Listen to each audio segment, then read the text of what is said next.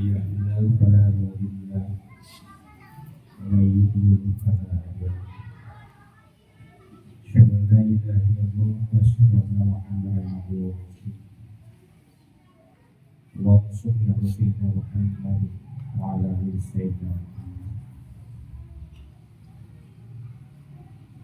ويا عباد الله اتقوا الله حق تقاته ولا تموتن إلا وأنتم مسلمون قال الله تعالى في القرآن الكريم أعوذ بالله من الشيطان الرجيم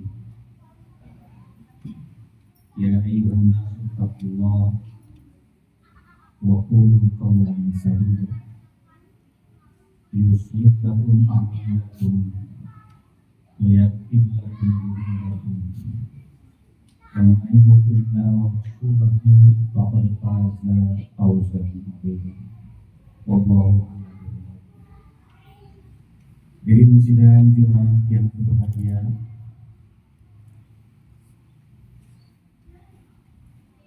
kita bersyukur kepada Allah Subhanahu wa taala atas segala nikmat yang Allah berikan.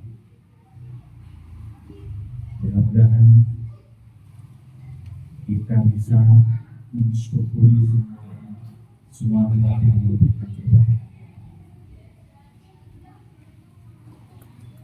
Afdhalul dzikri la ilaha illallah wa afdhalud du'a alhamdulillah. Sebaik-baiknya zikir adalah mengucapkan kalimat la ilaha illallah. Sebaik-baiknya doa adalah mengucapkan alhamdulillah. Alhamdulillah dalam doa kita semua pada Allah sebagai bagian dari bentuk syukur kita kepada Allah. Dan orang-orang yang senantiasa memuji Allah itu didoakan oleh seluruh umat Islam di dunia ini ketika kita sedang melaksanakan sholat dan kita bangun dari ruku semuanya mengucapkan sami Allahu liman hamidah. Jadi berbahagialah kita yang senantiasa berdoa kepada Allah dan mengucapkan alhamdulillah. Kalau bahasa sederhananya terima kasih ya Allah, kemudian apalagi yang akan kau berikan. Jadi bersyukur kepada yang sudah diterima, kemudian kita berharap dari apa yang akan menjadi kebutuhan hidup kita. Hadirin rahimakumullah, kunci sukses hidup manusia itu adalah ilmu. Ilmu akan sukses di mata Allah kalau ilmu itu mereka merefleksi di dalam amal perbuatan. Kalau ilmu itu berguna, kalau ilmu itu bermanfaat, dan amal akan dibilang sukses di mata Allah, akan dinilai sukses di mata Allah apabila amal kita dihiasi ikhlas. Oleh karena itu ilmu, amal dan ikhlas adalah bagian daripada parameter yang bisa kita ukur sendiri sebenarnya. Apakah ilmu yang kita punya itu berguna bagi kita? Apakah amal yang kita lakukan, perbuatan yang kita lakukan sudah berdasarkan ilmu yang kita miliki? Kemudian apakah perbuatan yang kita lakukan sudah sepenuhnya diserahkan kepada Allah? Oleh karena itu Rasulullah SAW senantiasa berdoa kepada Allah, senantiasa memohon perlindungan kepada Allah. Allahumma inni a'udzubika min ilmin la yanfa. Ya Allah, aku beri kepadamu min ilmin dan ilmu la yanfa yang tidak berguna. Kita semua diberikan oleh Allah potensi kepintaran. Kita semua diberikan oleh Allah alat organ yang ada di dalam tubuh kita berupa IQ, berupa otak. Yang dengan otak kita bisa berpikir dan bisa belajar. Sehingga dengan berpikir, dengan belajar, maka kita punya contoh. Bapak-bapak sekalian, punya ilmu tentang sholat. Bagaimana sholat secara ilmu itu pasti kita sudah punya. Dari seluruh yang berkaitan dengan sholat, semua ada ini. Semua ada ini. Dari mulai kita melakukan memenuhi persyaratannya, kemudian rukunnya, kemudian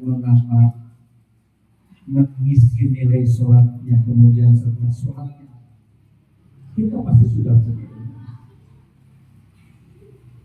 Tapi kadang-kadang ilmu tentang sholat itu sendiri tidak bisa kita lakukan, tidak bisa kita laksanakan.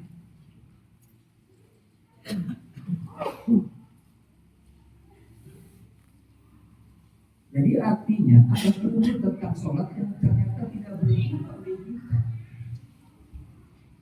Karena sholat kita hanya sekedar formalitas belaka.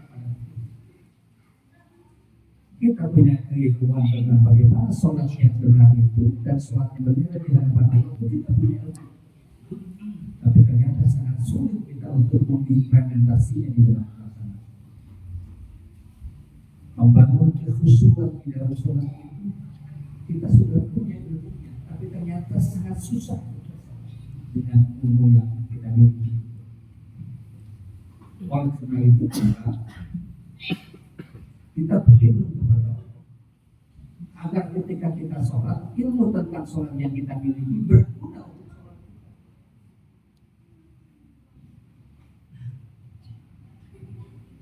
Maka tatkala ilmu kita tidak berguna,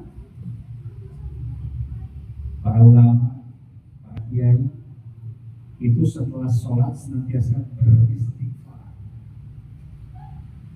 Jadi bapak-bapak sekalian, jangan dianggap enteng ketika sudah sholat, kenapa harus istighfar? Karena boleh jadi sholat yang kita lakukan itu tidak benar secara ilmu yang kita miliki.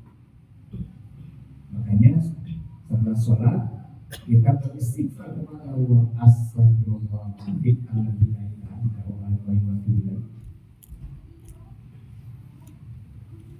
itu benar. Jadi kenapa setelah sholat beristighfar?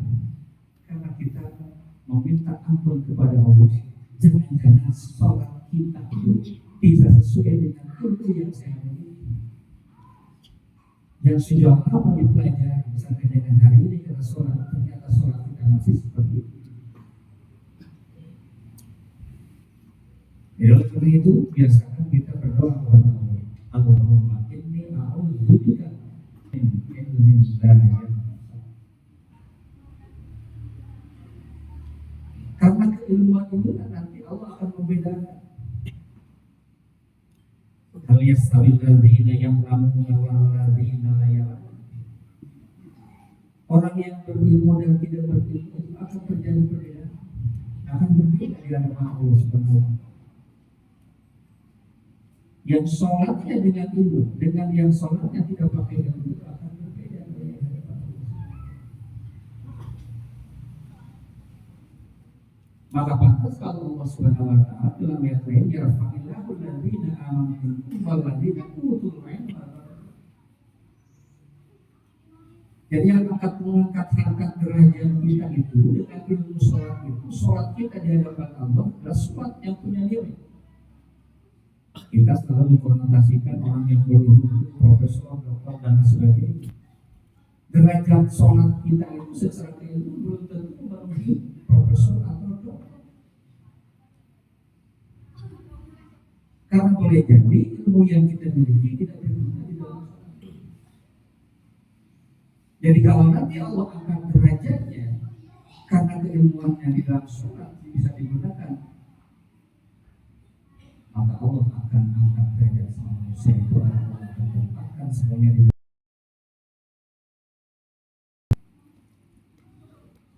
Jadi yang pertama kita berlindung kepada Allah min ilmin tayamum. Yang kedua, wa qalbil la yakhsha. Jadi kita berlindung kepada Allah juga dari hati yang tidak pernah khusyuk, hati yang tidak pernah merasa takut pada Allah, hati yang tidak pernah menghadirkan ketawaduan,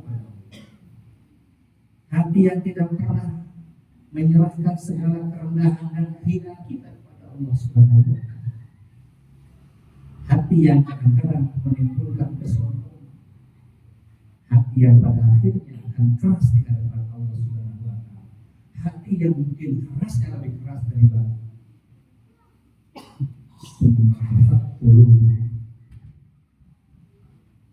Kalau hatinya sudah keras, maka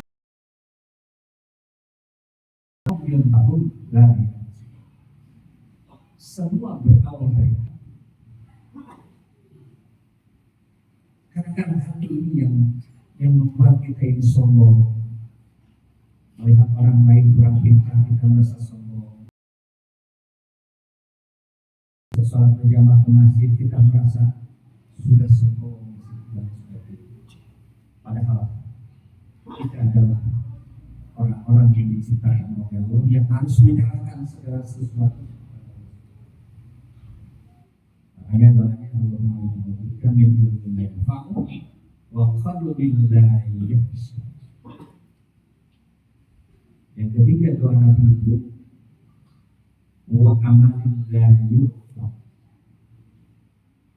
dan dari amal ibadah kita yang tidak diterima oleh Allah, tidak diangkat menjadi sebuah catatan amal perbuatan yang punya nilai baik di hadapan Allah Subhanahu wa Ta'ala.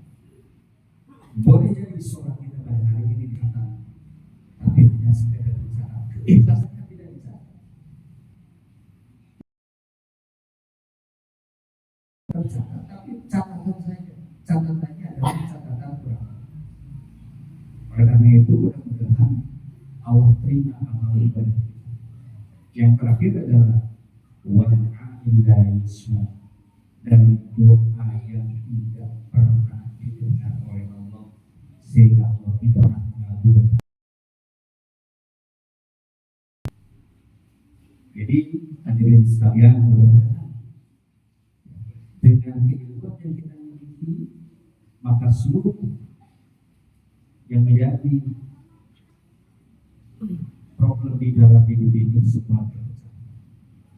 Mudah-mudahan dengan ilmu kita, sholat kita menjadi sholat yang sukses, kemudian sholat yang diterima oleh Allah, dan segala doa yang kita mohonkan di dalam sholat itu dikabulkan oleh Allah Subhanahu wa Ta'ala.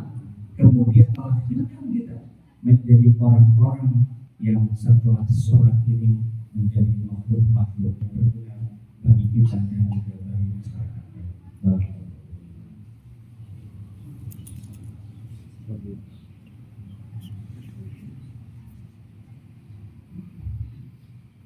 Alhamdulillah, wassalatu wassalamu ala Rasulillah wa ala alihi wa sahbihi wa man wala. Syukur la ilaha illallah wa syahadu anna Muhammadan abduhu wa rasuluh. Allahumma shalli ala sayyidina Muhammad wa ala ali sayyidina Muhammad. Baiklah hadirin, ittaqullah haqqa tuqatih wa la tamutunna illa wa antum muslimun. Wallahu a'lam bil-qur'anil karim. A'udzu billahi minasyaitonir rajim. Bismillahirrahmanirrahim. Inna akramakum. Jadi sekalian mari kita akhiri perjumpaan ini dan kita berdoa kepada Allah Subhanahu wa Ta'ala. Kita beristighfar kepada Allah, mudah-mudahan Allah mengampuni dosa-dosa kita, kemudian Allah mengabulkan seluruh harapan